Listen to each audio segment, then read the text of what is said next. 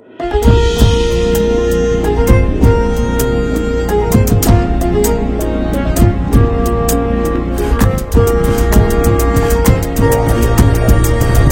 የፈታ ቤተሰቦች የከበረ ሰላምታችን በያላችሁበት ይድረሳችሁ። ለታሙስ የምሽት መረጃዎችን ይዘን ተገኝተናል። እንደተለመደው መረጃውን በቅድሚያ በማስተዋወቅ እንጀምር። በአማራ ክልል ምስራቅ ጎጃም ዞን የአንድ ወረዳ አስተዳዳሪ በታጣቂዎች የተገደሉ መሆኑ ታውቋል። ወረዳው የአመራሩን ግድያ አብራርቶ የሐዘን መግለጫውን አስተላልፏል። ጥንቅራችን አጠር አድርጎ ከያዛቸው ዕለታዊ መረጃዎች መካከል ነው። የትግራይ ኃይሎች የመብት ጥያቄ ሲሉ ያስጀመሩት ተቃውሞ እንደቀጠለ ነው። በዛሬው ዕለት በተለያዩ የክልል ከተሞች ተስፋፍቶ የቀጠለው አመጽ ህዝባዊ መልክ እየያዘ መሆኑን ያመለከቱ መረጃዎች ወጥተዋል። መረጃውን ይዘናል። የትግራዩ ተቃውሞ ዛሬም ለስድስተኛ ቀን በቀጠለበት ሁኔታ በክልሉ የሚንቀሳቀሱ የተለያዩ የፖለቲካ ፓርቲዎች በዚሁ ዙሪያ አስተያየቶቻቸውን ሰጥተዋል። ብዙዎቹም ለተቃውሞ ድጋፋቸውን በመስጠት ከታጣቂዎች ጎን ነን ብለዋል። መግለጫ በማውጣት ድምጻቸውን ያሰሙም አሉ። ነገር ወዴት ሊያመራ ይችላል በሚለው ዙሪያም በርከት ያሉ የፓርቲዎቹ አስተያየት የተሰጡበት ሁኔታ ታይቷል። ጥንቅራችንም እነዚህን አስተያየቶች አካቶ ይዞታል። የጠቅላይ ሚኒስትር አብይ አህመድንና የግብፁ ፕሬዝዳንት አብዱል ፈታህ አልሲሲን ድርድር በተመለከተ ፍንጭ የሰጡት የትራምፕ ከፍተኛ አማካሪ በዛሬው ዕለት ከሲሲ ጋር ተገናኝተዋል። አስቀድመው ከጠቅላይ ሚኒስትር አብይ አህመድ ጋር በአዲስ አበባ የመከሩት የአሜሪካው ፕሬዝዳንት ዶናልድ ትራምፕ የአረብና መካከለኛው ምስራቅ ጉዳዮች ከፍተኛ አማካሪ ማሳድ ቡሎስ በዛሬው ዕለት ከግብፁ ፕሬዝዳንት ጋር መምከራቸው ተሰምቷል። የትራምፕ ከፍተኛ አማካሪው የግድቡ ጉዳይ ፖለቲካ አጀንዳ መሆኑ ማብቃቱን ከገለጹ በኋላ ከግብፁ ፕሬዝዳንት ጋር በዛሬው ዕለት ተገናኝተዋል። ሙሉ መረጃውን እናደርሳለን። በትራምፕ አስተዳደርና በቬንዙዌላ መንግስት መካከል ያለው መካረር ወደ ሌላ ደረጃ ተሸጋግሯል። ትራምፕ የአሜሪካ ማዕከላዊ ስለላ ተቋም የሆነውን ሲአይኤን ቬንዙዌላ ላይ አዝምተዋል። ሲአይኤ በካራካስ ተልዕኮ እንዲከውን ማዘዛቸው ተረጋግጧል። ፕሬዝዳንት ኒኮላስ ማዱሮ ታዲያ የሲአይኤ ስራን እናውቀዋለን ሲሉ መንግስታቸው ላይ መፈንቅለ መንግስት መታሰቡን ገልጸዋል። ጉዳዩን የምንመለከተው ይሆናል። የኬንያው ጉምቱ ፖለቲከኛ ራይላ ኦዲንጋን አስክሬን ለመቀበል በሺዎች በናይሮቢ መውጣታቸውን ተከትሎ የአየር በረራዎች ከመስተጓጎል አንስቶ አስለቃሽ ጭስ የተተኮሰበት ከባድ ግርግር መከሰቱ ተሰምቷል። እንደ ፍላይት ራዳር 24 መረጃ ከሆነ የኦዲንጋን አስክሬን ያመጣው ልዩ የኬንያ አየር መንገድ በረራ ቁጥር RAOO1 በዓለም ላይ ከፍተኛ ክትትል ከተደረገባቸው በረራ ውስጥ አንዱ ሆኗል። ዝርዝሩን ከጥንቅራችን ይሰማሉ። እስከ ፍጻሜው አብራችሁን ቆዩ። የምንለቃቸው ዕለታዊ ትኩስ ዜናዎች እንዲደርሷችሁ ላይክ፣ ሼር፣ ሰብስክራይብ ማድረግ እንዳትረሱ።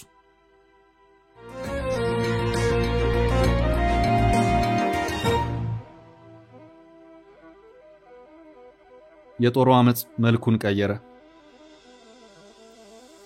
የትግራይ ኃይሎች የመብት ጥያቄ ሲሉ ያስጀመሩት ተቃውሞ እንደቀጠለ ነው። በዛሬው ዕለት በተለያዩ የክልል ከተሞች ተስፋፍቶ የቀጠለው አመጽ ህዝባዊ መልክ እየያዘ መሆኑን ያመለከቱ መረጃዎች ወጥተዋል። ሰኞ ጥቅምት 3 2018 ዓ.ም በክልሉ ዋና ከተማ መቀሌ የጀመረው ተቃውሞ ወደ ተለያዩ የትግራይ አካባቢዎች ተስፋፍቶ ማክሰኞ፣ ረቡዕና ዛሬ ሐሙስ መቀጠሉ ተገልጿል። የደሞዝ ማሻሻያና ጥቅማ ጥቅሞችን የሚጠይቁ የትግራይ ኃይሎች አባላት በክልሉ እያደረጉ ያሉት ተቃውሞ ዛሬም ለአራተኛ ተከታታይ ቀን ቀጥሎ ተካሂዷል። የክልሉ አመራሮች ውጥረቱን ለማርገብ ጥረት ቢያደርጉም በክልል ውስጥ ያሉ ዋና መንገዶች ተዘግተው ቆይተዋል።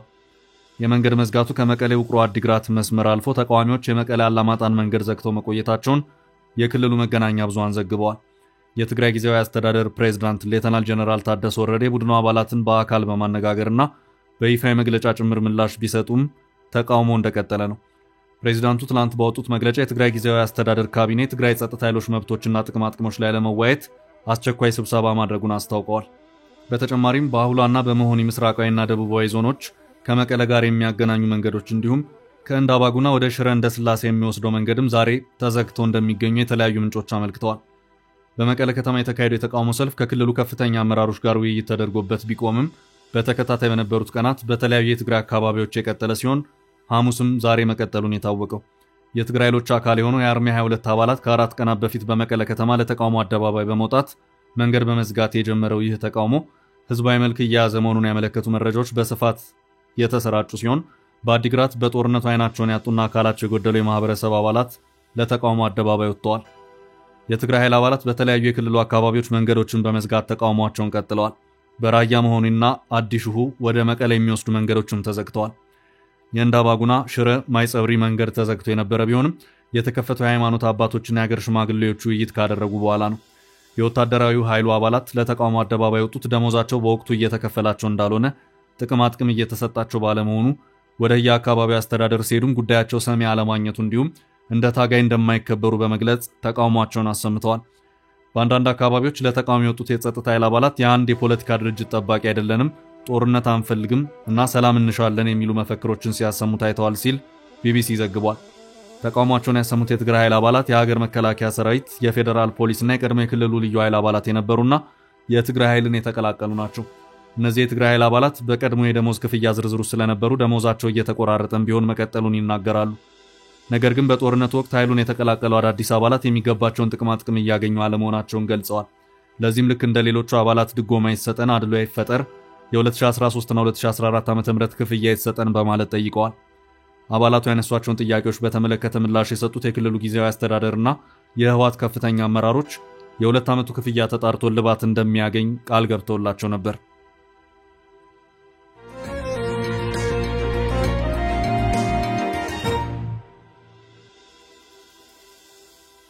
በቀጣይ መረጃ አስተዳዳሪው በታጣቂዎች ተገደሉ። በዛሬው ዕለት በምስራቅ ጎጃም ዞን እነማይ ወረዳ የወረዳው ምክትል አስተዳዳሪ አቶ አዲሱ ተሻለ በታጣቂዎች የተገደሉ መሆኑ ታወቀ። ከዚሁ ጋር በተያያዘ የወረዳው አስተዳደር የሐዘን መግለጫ ወጣ ሲሆን ግድያው የተፈጸመው የሰላምን መንገድ ባልመረጡ ጽንፈኛ ኃይሎች ነው ሲል ወረዳው በዚሁ መግለጫው አስታውቋል። አቶ አዲሱ ከወረዳው ምክትል አስተዳዳሪነታቸው በተጨማሪም በወረዳው የሥራ ክህሎት ጽሕፈት ቤት ኃላፊ ሆነው ይሰሩ የነበረ መሆኑም ታውቋል። ከግድያው ጋር በተያያዘ የሐዘን መግለጫውን በማውጣት መረጃውን በፌስቡክ የማህበራዊ ትስስር ገጹ ያጋራው የወረዳው አስተዳደር አቶ አዲሱ የተገደሉት በተተኮሰባቸው ጥይት መሆኑን አስታውቆ ከጧቱ 12 ሰዓት ተኩል ከመኖሪያ ቤታቸው ተነስተው ወደ ሥራ ቦታ በመሄድ ላይ እንዳሉ የተገደሉ መሆኑንም አክሏል። ይህ የሐዘን መግለጫ መንግስት ችግሮችን በሰለጠነ መንገድና በውይይት ለመፍታት በጫካ ለሚንቀሳቀሱ አካላት ተደጋጋሚ ዕድልና ጥያቄ ሲሰጥ የቆየና እየሰጠ ያለ መሆኑ ይታወቃል። ዕድሉን የተጠቀሙ ጫካ ገብቶ የነበሩ ወንድሞችን በፍቅር ተቀብሎ ወደ ቀደመ ሰላማዊ ሕይወታቸው እየመለሰ ባለበት በዚህ ወቅት ሰላም የማይመቻቸው የታሪካዊ ጠላቶቻችን ተልዕኮ ተሸካሚ የሆኑ ጽንፈኛ ኃይሎች አሁንም በድንገት የግለሰቦችን ሕይወት እየቀጠፉ ነው ሲልም አስታውቋል።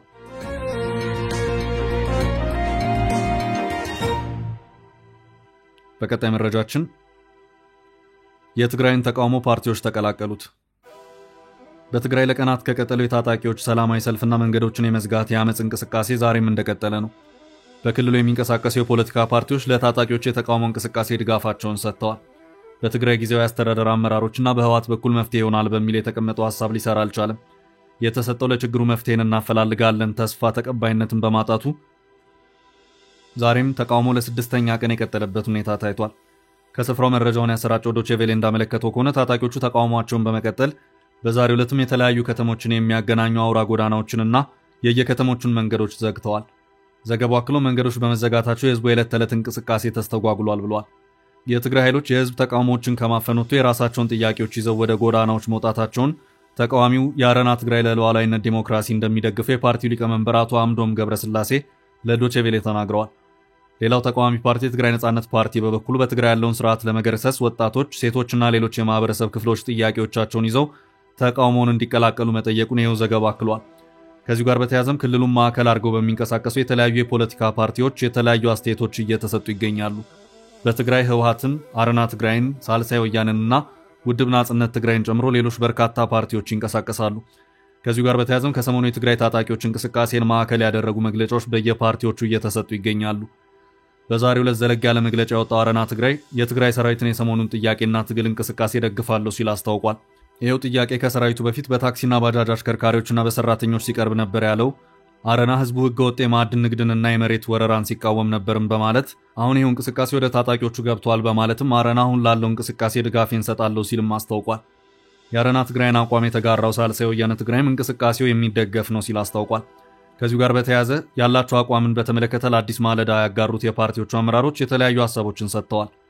ሳልሳይ ወያነ ትግራይ በትግራይ ጦርነትን ከማስቀረት አኳያ ሰሞኑን እየተካሄዱ ያሉ ሰልፎች መበረታታት እንዳለባቸው ሲገልጽ፣ የትግራይ ዴሞክራሲያዊ ፓርቲ በበኩሉ ንቅናቄው መሪ የሌለውና ክፍፍሉ የበዛ በመሆኑ ፓርቲያቸው አሁን ያለውን አካሄድ እንደማይደግፈው ወደ እርስ በርስ ግጭት ሊያመራ ይችላል የሚል ስጋት ያለው መሆኑን አመልክቷል። የሳልሳይ ወያነ ትግራይ ሳወት ሊቀመንበር አሉላ ኃይሉ ለረጅም ጊዜ ያልተመለሱ ጥያቄዎችና ስጋቶች መኖራቸውን ገልጸው ይህንንም አሁን እየተነሱ ያሉት የደሞዝ ጥቅማጥቅም ላይ ያተኮሩ ጥያቄዎች ናቸው። በተጨማሪ ግን እኛ የአንድ ፓርቲ ሰራዊት አይደለንም፣ ህዝቡም ቢሆን እንደ በፊቱ እየተቀበለን አይደለም፣ ለእነዚህ ጉዳዮች መልስ ስጡን በሚል የተለያዩ አርሚዎች መንገድ እየዘጉ ጥያቄዎች እያቀረቡ ነው ሲሉም ለአዲስ ማለዳ ተናግረዋል። አክለውም ይህ በግልጽ የሚታየው ነው። ከጀርባ ደግሞ የህወሓት ክፍልፋዮች እጅ አለበት የሚባልም ነገር አለ። ነገር ግን የሴራ ትንተና እንደመሆኑ መጠን ብዙም ማረጋገጥ አልቻልንም ሲሉ ተናግረዋል። በተከታታይ ቀናት የሚስተዋሉትን የአደባባይ ሰልፎች የሚያካሂዱት የህወሓት አመራሮች ከኛ ጋር ነው ብለው ባሰቡት ኃይል በኩል ነው። ይህም በመሆኑ አሁን ያለው አካሄድ በትግራይ ፖለቲካ ውስጥ ጉልህ የሆነ ለውጥ ሊኖረው ይችላል። የሰራዊት እምቢ ካለ እነዚህ ሰዎች በአጠቃላይ ወደ ግለሰብነት ይቀየራሉ ሲሉም ኃላፊው ተናግረዋል። የትግራይ ዲሞክራሲያዊ ፓርቲ ትዴፓ ስራ አስፈጻሚ አባል ገብረ ጊዮርጊስ ግዳይ በበኩላቸው ሰላማዊ ሰልፉን የሚያካሂዱት ወጣቶች ከጦርነቱ በኋላ የተሻለ ህይወት ይኖራቸዋል የሚል ቃል ተገብቶላቸው ነበር። ነገር ግን ዛሬ ላይ ያቀርቶ ጥቂቶች ብቻ ተጠቃሚ ሲሆኑ ቁጭትና ብሶት የወለደው ተቃውሞ ነው ብለዋል። ገብረ ጊዮርጊስ ሲቀጥሉም መንግስት የራሱ የሆነ የተደራጀ አቅም ወይም ሌላ ገለልተኛ አካል አደራጅቶ በእነዚህ በኩል ከመንግስት ጋር እንዲገናኙ ካላደረገ በስተቀር አሁን እየጠየቁ ያሉት ትላንት አሳስቶ ወደ ጦርነት ያስገቧቸውን ሽፍቶች ነው በማለት የህወሓትን አመራሮች ተችተዋል።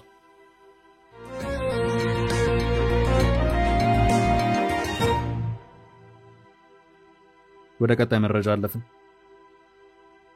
ጠቅላዩና አልሲሲ ፊት ለፊት ሊገናኙ። የጠቅላይ ሚኒስትር አብይ አህመድንና የግብፁን ፕሬዝዳንት አብዱል ፈታህ አልሲሲን ድርድር በተመለከተ ፍንጭ የሰጡት የትራምፕ ከፍተኛ አማካሪ በዛሬው ዕለት ከሲሲ ጋር ተገናኝተዋል።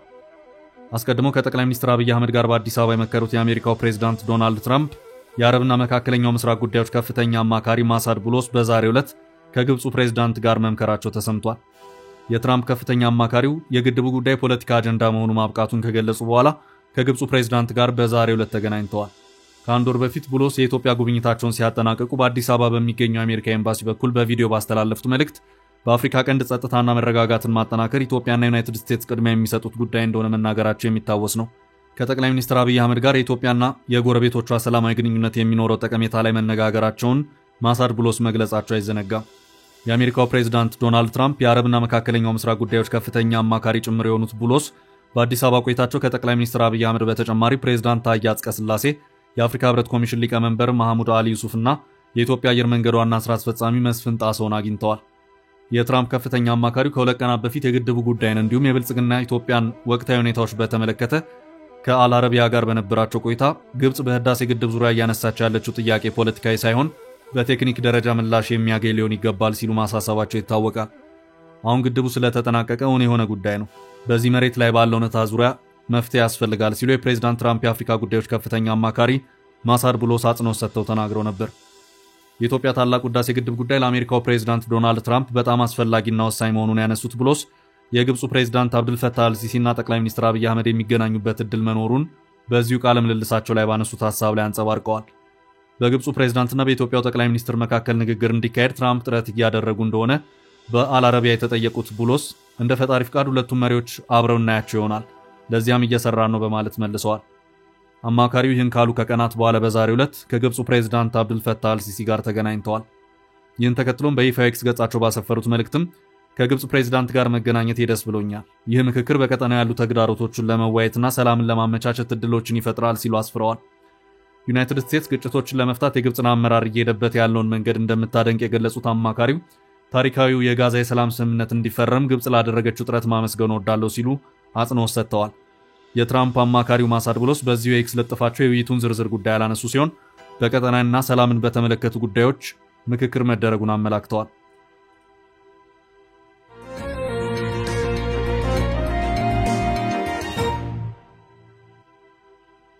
ወደ ቀጣይ ርዕስ አለፍን። ትራምፕ ሲአይኤን ቬንዙዌላ ላይ ያዘመቱ። የአሜሪካ አደገኛ ቦምብ ጣይ አውሮፕላኖች ቬንዙዌላን እየዞሩ ነው። በትራምፕ አስተዳደርና በቬንዙዌላ መንግስት መካከል ያለው መካረር ወደ ሌላ ደረጃ ተሸጋግሯል። ፕሬዝዳንት ትራምፕ ከቬንዙዌላ የሚመጣውን ዕፅ ለማስቆም ከፈትኩ ባሉት ዘመቻ 4000 የባህር ኃይል ወታደሮች ሲያዘምቱ 4 ግዙፍ የጦር መርከቦችና ሰርጓጅ መርከብ እንዲሁም ኤፍ-16 ጀቶችን ወደ ካሪቢያን አካባቢ ቀደም አድርገው ልከዋል። ቬንዙዌላ ከአሜሪካ የተቃጣን ወረራ ለመመከት በሚል የባህር በሯን ለመጠበቅ ከ15000 በላይ ወታደሮች በድንበር አሰማርታለች። የአሜሪካ ጦር እስካሁን 4 መነሻቸው ከቬንዙዌላ የሆኑ ጀልባዎችን መጥቶ ያሰጠመ ሲሆን ከደርዘን በላይ ሰዎች ሞተዋል። ትራምፕ የቬንዙዌላን ፕሬዝዳንት ዕፅ አዘዋዋሪና ጋንግ ቡድኖችን በመርዳት ሲወነጅሉ በሳምንቱ ሌላው ውዝግብ ያስነሳ ትዕዛዝ አስተላልፈዋል። ትራምፕ የአሜሪካ ማዕከላዊ ስለላ ኤጀንሲ የሆነውን ሲአይኤን ቬንዙዌላ ላይ አዝምተዋል። ሲአይኤ በካራካስ ተልዕኮ እንዲከውን ፍቃድ መሰጠቱን የተሰማው ትራምፕ የስለላ ተቋሙ ያሻውን እንዲከውን ስለማዘዛቸው ማረጋገጫ ሰጥተዋል። በሳምንቱ ረቡዕ ዕለት ለጋዜጠኞች መልስ የሰጡት ትራምፕ አስተዳደራቸው በቬንዙዌላ የእግረኛ ጦር ዘመቻ ለማድረግ እያሰበ ስለመሆኑ ተናግረዋል። የደህንነት ተቋሙ በቬንዙዌላ ውስጥ ተልዕኮ እንዲወጣ መታዘዙን በቅድሚያ ያጋለጠው ኒውዮርክ ታይምስ ሲሆን ትራምፕ ትላንት ስለዚህ ተጠይቀው ትዕዛዙን መስጠታቸውን አረጋግጠዋል። ለምን በሚል ለቀረበላቸው ጥያቄ ትራምፕ ሁለት ምክንያቶች አሉ ሲሉ የመለሱ ሲሆን ቬንዙዌላ እስር ቤቶቿን ከፍታ ወንጀለኞችን ወደ አሜሪካ ትልካለች ያሉ ሲሆን ሁለተኛው ወደ አሜሪካ የሚገባው ዕፅ እንደ ምክንያት አንስተዋል።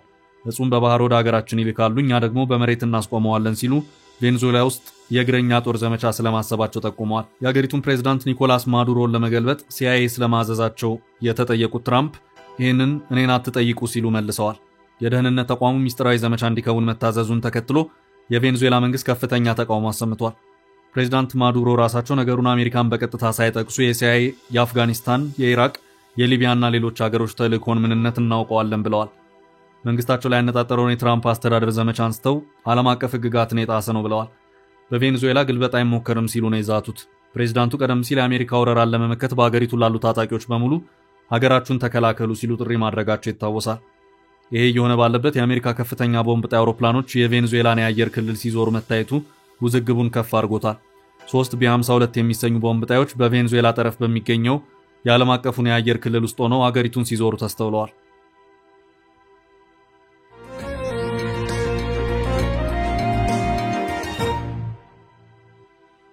በቀጣይ ርዕሳችን በኦዲንጋ ስንብት አነጋጋሪው ግርግር።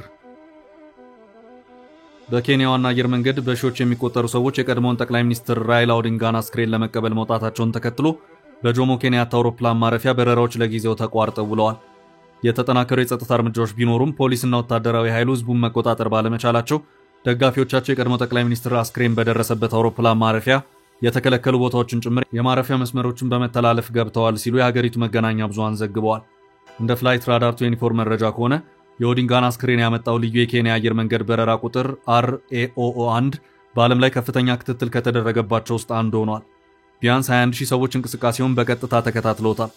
የዛፍ ቅርንጫፍና የዘንባባ ዝንጣፊ የሚያውለበልቡ በርካታ ሰዎች የራይላ ኦዲንጋ አስክሬን ሐሙስ ጠዋት ከህንድ ወደ ኬንያ መምጣቱን ተከትሎ በጆሞ ኬንያታ ዓለም አቀፍ አየር ማረፊያ ተገኝተዋል።